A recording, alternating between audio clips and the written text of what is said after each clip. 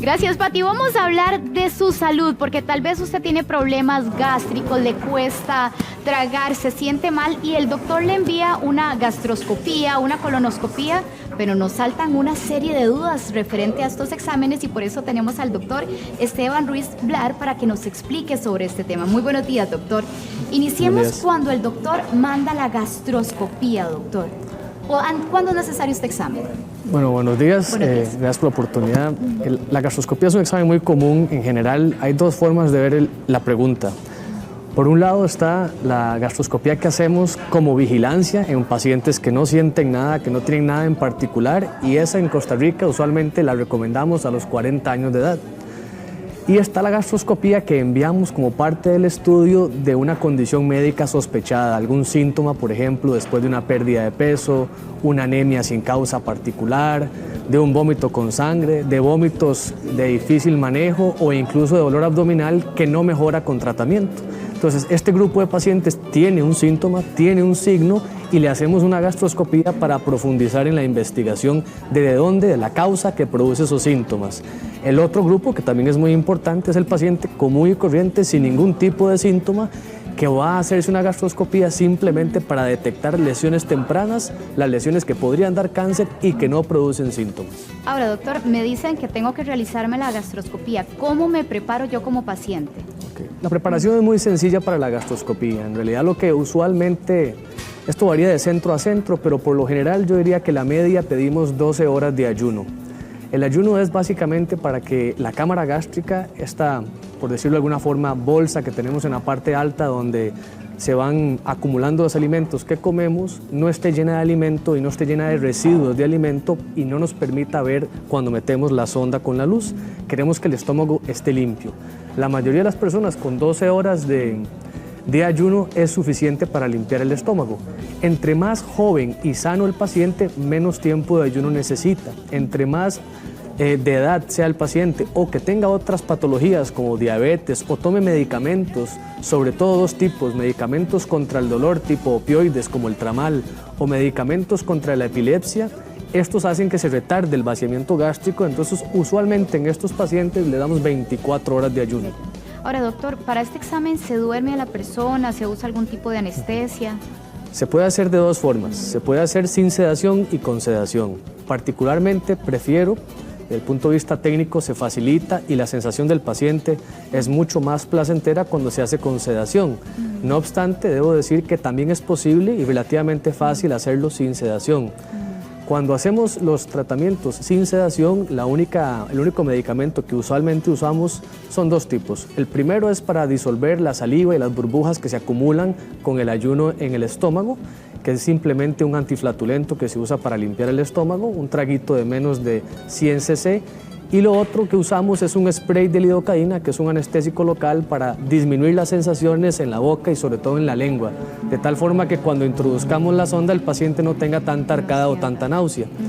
Cuando lo hacemos bajo sedación, aparte de estos dos medicamentos, le ponemos una vía, un catéter en la vena al paciente, usualmente en el miembro superior izquierdo o derecho, y por ahí infundimos un medicamento que es un sedante para disminuir la tensión del paciente, se relaja el paciente y se duerme. El paciente no recuerda nada y no siente nada durante el procedimiento. Doctor. Ahora, el otro examen, doctor, la colonoscopía. ¿Cuándo se envía este examen? Bueno, la colonoscopía también la enviamos en dos grupos de pacientes. Siguiendo la misma línea que hablaba con la gastroscopía, hay pacientes que les hacemos colonoscopía para vigilancia. ¿Cuáles son estos pacientes? Pues en general pacientes de la población general con riesgo normal y corriente, sin ningún tipo de condición especial, que tengan 50 años. Y lo hacemos para detectar lesiones premalignas, lesiones que con el pasar de los años podrían desarrollar cáncer. Estas se conocen como pólipos. Hay diferentes tipos de pólipos, pero para eso está hecha la colonoscopía, para tratar de encontrarlos a tiempo y evitar que estos degeneren en un cáncer. El otro grupo de pacientes a los que le hacemos colonoscopía es de igual forma como en la gastroscopía, pacientes que tengan una condición médica, algún signo de alarma, por ejemplo, pérdida de peso, una masa palpable en el abdomen, un dolor de abdomen cuya causa se desconoce, una anemia que no tenemos claro su origen, o bien incluso algunos pacientes que ya han tenido, por ejemplo, otros estudios como imágenes de ultrasonido que advierten que tienen lo que pudiera ser un tumor o algún tipo de lesión en el colon. a estos pacientes los sometemos a colonoscopía para investigar esa causa, el origen de esas molestias. Doctor, ¿cómo se prepara el paciente? La preparación en colonoscopía es un poco más engorrosa, no es tan fácil como en la gastroscopía, requiere de dos partes muy importantes. La primera parte es la dieta y la segunda es la purga. La segunda creo más importante que la primera, pero las dos actúan de la mano.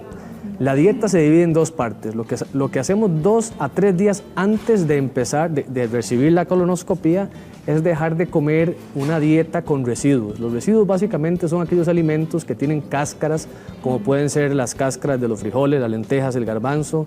Dejamos de consumir verduras y vegetales, todo esto que tenga hoja y tallo verde. Dejamos de consumir alimentos con semilla, de tal forma que todas estas materias, que si bien cierto son buenas para la salud y son fibra, esta fibra no se digiere, entonces a la hora de tener mucha fibra en el intestino nos opaca un poco la visión. Esa es la primera parte de la dieta, quitar estos sólidos altos en fibra. Usualmente quitamos grasas y lácteos. Al día previo a la colonoscopía, ese día solo va a tener dieta líquida, abundantes líquidos, sin pulpa, sin residuos grasos, sin lácteos. Y ya justamente a la hora que empieza la purga, que usualmente la empezamos aproximadamente unas 16 a 12 horas antes, esta purga hay que seguir la instrucción que le gira el médico. Todos los centros de endoscopía dan una plantilla preestablecida con unas instrucciones de exactamente cómo prepararse. Hay diferentes medicamentos que se venden en el comercio para purgarse. 2 típicamente, uno es el picosulfato de sodio con otros agregados y el otro es el polietilenglicol. Hay diferentes marcas comerciales. Dependiendo de cuál escoja el médico, así mismo va a ser la purga. Por lo tanto, no me quiero aventurar a dar una receta en particular porque depende del medicamento que le den al paciente. Algo que sí es muy importante recordar, sin importar cuál de los 2 medicamentos escoja, es que la purga debe realizarse con abundante líquido. Y cuando digo abundante me refiero a por lo menos 3 litros de líquido, ojalá 4.